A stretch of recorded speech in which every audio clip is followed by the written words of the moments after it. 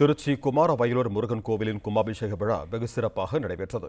இது தொடர்பான கூடுதல் விவரங்களை தருகிறார் எமது செய்தியாளர் கலைவேந்தன். வணக்கம் கலைவேந்தன், உங்களிடம் இருக்கும் தகவல்களை சொல்லுங்க. வணக்கம்.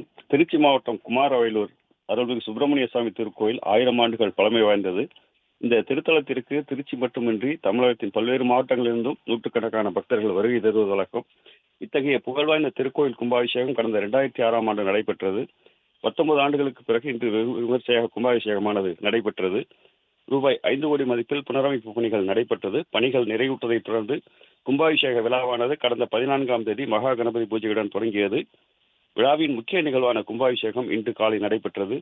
சிவாச்சாரியார்கள் யாகசாலையிலிருந்து அதிர்வேட்டுகள் முழங்க மேலதாளத்துடன் புனித நீர் கலசங்களை சுமந்து வந்து வேத மந்திரங்கள் முழங்க கோபுர கலசங்களில் புனித நீரை ஊற்றினர். அப்போது அங்கு திரண்டிருந்த பல்லாயிரக்கணக்கான பக்தர்கள் அரோகரா அரோகரா என பக்தி முழக்கமிட்டனர். விழாவையொட்டி 300க்கும் மேற்பட்ட போலீசார் பாதுகாப்பு பணியில் ஈடுபடுத்தப்பட்டிருந்தனர். கும்பாபிஷேக விழாவையொட்டி ஆங்காங்கே அன்னதானங்களும் வழங்கப்பட்டது. நன்றி கலைவேந்தன், உங்க தகவல்களுக்கு.